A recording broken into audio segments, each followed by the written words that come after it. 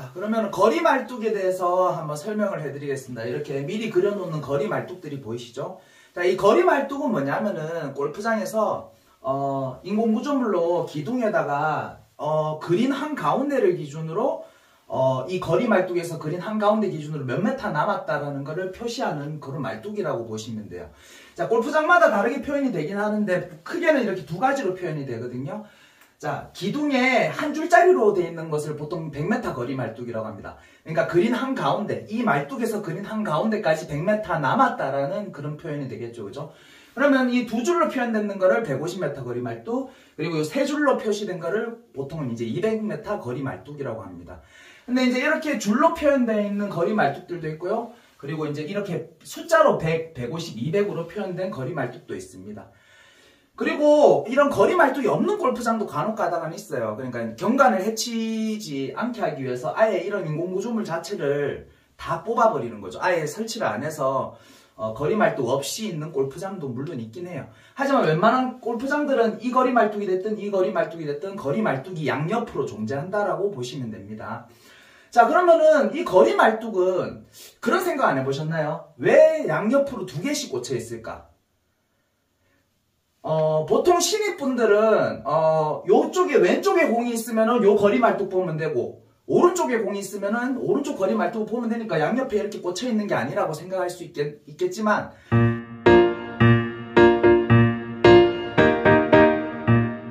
그거보다는 양 사이드로 이렇게 거리 말뚝이 있음으로써 기준점을 두 개를 잡기 위해서 거리 말뚝이 두 개 있는 거라고 보시면 돼요. 자, 예를 들어 보겠습니다. 자, 이게 이제 미리 그려놨는 미니맵인데, 자, 요 한 줄로 되어 있는 거, 이걸 100m 거리 말뚝이라고 할게요. 그럼 자, 이 100m 거리 말뚝이 두 개 있으면은 공이 애매하게 여기 떨어져 있다고 생각해 볼게요. 그러면 이 공을 남은 거리를 고객님들한테 불러드려야 되는데, 자, 한 개만 있으면은 기준점이 하나면은 이것도 100m로 보일 수 있잖아요. 그죠? 그리고 이쪽 방향으로 친다라고 생각했으면 이 공도 100m로 보일 수가 있습니다. 여기서 제가 이 공을 봤다라고 생각하면 100m 바로 옆에 공이 하나 있네? 그럼 100m가 남았네? 이렇게 생각을 할 수도 있기 때문에 양 사이드로 두 개를 일직선으로 연결한 이 선을 하나 가상의 선을 만들고 이 선에서부터 이 공까지 몇 m가 떨어져 있느냐를 판단을 해서 그래서 예를 들어 20m가 떨어져 있다. 그럼 100m 말뚝에서 20m 뒤에 공이 있기 때문에 그린 한가운데까지는 120m가 남았다. 이렇게 계산하기 위해서 기준점을 두 개로 두기 위해서 양 사이드로 하나씩 꽂혀 있다라고 보시면 돼요. 자, 이해가셨죠? 그러니까는 결국은 뭐냐? 거리를 부르기 위해서는 정확한 거리를 부르기 위해서는 기준점이 적어도 두 개 이상을 기준점을 둬야 됩니다.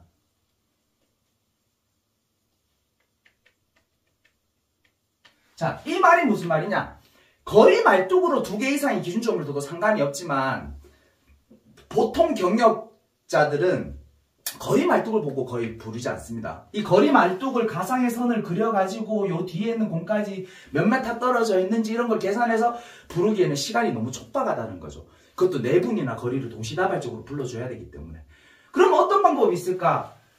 이제 계속 이 홀에, 이 코스에 익숙해지다 보면은 이런 지형지물들이 거리 말뚝화 되어버려요. 경력들한테는. 예를 들어 이제 이거 150m 거리 말뚝이죠. 그죠? 근데 이 여기에 벙커가 하나 있습니다. 벙커. 벙커는 멀리서도 벙커는 크기 때문에 잘 보이거든요.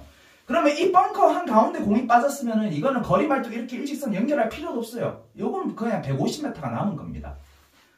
그리고 이 벙커는 딱 80m 남은 지점에 이렇게 벙커가 있는 거죠. 그죠? 그리고 뭐 이 벙커는 200m 지점에 남았다. 이렇게 해서 이 지형 지물들, 벙커, 뭐 나무 또는 뭐 요쪽에 비가 왔을 때 물길이 되라고 이렇게 맨홀들도 이렇게 군데군데 있습니다. 그럼 이런 맨홀들도 지형 지물이 될 수가 있어요. 자, 그럼 이런 지형 지물들을 거리 말뚝화시키는 작업을 다 했다라는 거죠. 경력자들은. 본인이 그냥 외웠든 아니면 일을 하면서 익숙해졌든 이 거리 말뚝을 보고 거리를 부르는 경력자들은 거의 없다라고 보시면 돼요. 자, 경력과 신입들 가장 큰 차이예요. 이게 거리 부르는 데 있어서. 그래야지만 기준점이 여러 개가 생기기 때문에 좀 더 정확한 거리를 부를 수 있다는 거죠. 그러면 예를 들어 보겠습니다. 공이 한 이쯤에 있어요. 공이 이쯤에 있다. 그러면은 거리 말뚝을 꿔서 이렇게 거리를 보는 게 아니라 이 벙커와 이 거리 말뚝 사이에 공이 하나 있네. 여기에는 100m. 요 벙커 앞선상은 140m. 그러면 요 가운데 있으니까는, 요거는 120m를 부르면 되겠다. 이런 식으로 기준점을 두 개를 딱 잡고 그 사이에 있는 공을 거리를 빨리 부르는 거예요. 거리 말뚝 두 개가 기준이 될 수도 있고, 벙커랑 거리 말뚝이 기준이 될 수도 있습니다. 그러니까 신입들이 착각하는 게 거리 말뚝 이 평행선상에 있는 이 선만 보려고 하니까 거리를 부르기가 힘든 거라고 보시면 되는 거예요. 자, 분명히 제일 중요한 꿀팁입니다. 절대 거리는 한 가지의 기준점을 가지고 거리를 부르면 절대 안 돼요. 이렇게 기준점, 거리 말뚝이 되었든 벙커가 되었든 맨홀이 되었든 기준점 두 개 이상을 가지고 거리를 불러야지 거리 오차가 없이 훨씬 더 정확한 거리를 부를 수 있다는 거죠. 그것도 빨리. 제가 계속 말하고 있는데 정해진 시간 안에 플레이를 하게끔 도와주는 임무가 우리나라 골프장에 있는 캐디들 중에서 가장 비중이 높은 일이라고 보시면 되는 거예요. 자, 그래서 이런 공들도 이렇게 거리 말뚝만 그려서 거리를 부르는 게 아니라 여기 맨홀, 140 맨홀이 있네? 그럼 140 맨홀 앞으로 10m 앞에 있으니까 이건 130m 남았어. 또는 뭐 요 가운데 있네? 그러면은 이거는 이제 지형지물. 140 맨홀보다 한 10m 앞에 있네? 이것도 130m. 이런 식으로 되는 거죠. 그래서 거리를 부름에 있어서 일단은 가장 중요한 거는 두 개 이상의 기준점을 가지고 거리를 부르는 거. 그리고 10m 거리감을 익히는 거.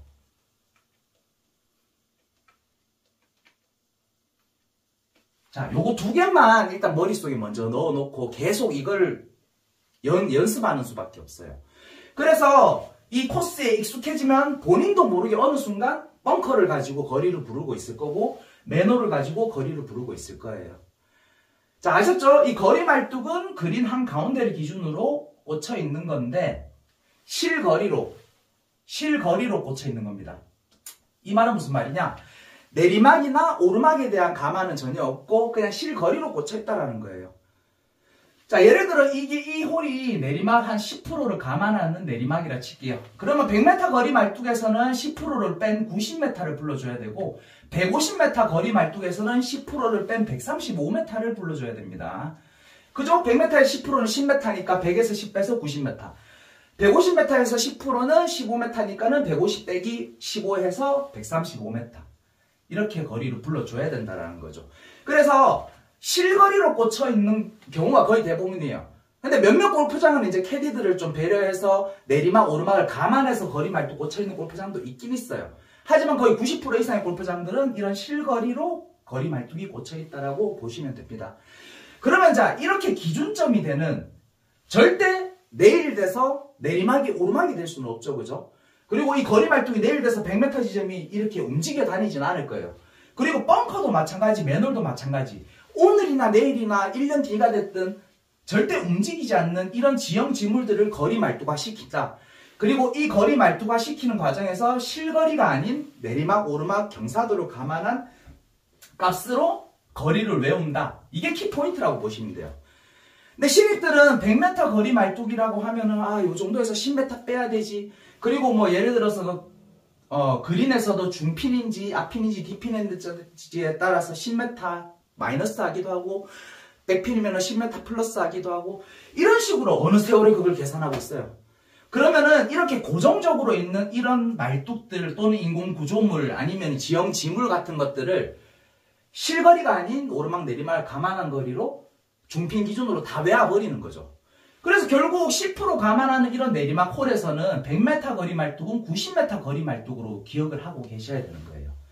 그리고 요 150m 거리 말뚝은 실제로는 여기 실거리 150m가 남았지만 내리막을 감안한 거리 135m를 이 거리 말뚝은 눈으로 보기에는 150m 거리 말뚝이지만 내리막 감안해서 135m 거리 말뚝으로 외우는 겁니다. 그러면 마찬가지죠. 요 벙커도 135m 벙커가 되는 거예요. 이 벙커는 그럼 180m 벙커가 되겠죠. 그죠? 내리막 감안한 거리. 그리고 뭐 이 벙커는 원래는 실거리 80m니까는 뭐 예를 들어 70m 정도로 이 벙커를 외우고 있으면 되는 거예요.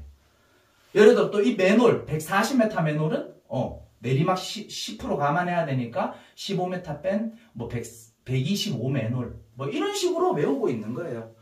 그래서 내리막, 오르막을 감안한, 경사도로 감안한 거리를 고정값들을 전부 다 외우고 있으면은, 그리고 기준점 2개 이상의 기준점을 가지고 거리를 부르면 훨씬 정확하고 빠르게 거리를 부를 수 있다는 거죠.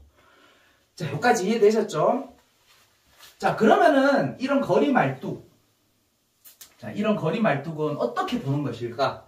거기에는 좀 디테일한 데 설명을 해드리겠습니다. 자, 밑에 미리 그려놨는데 여기가 그린 한가운데라고 칠게요.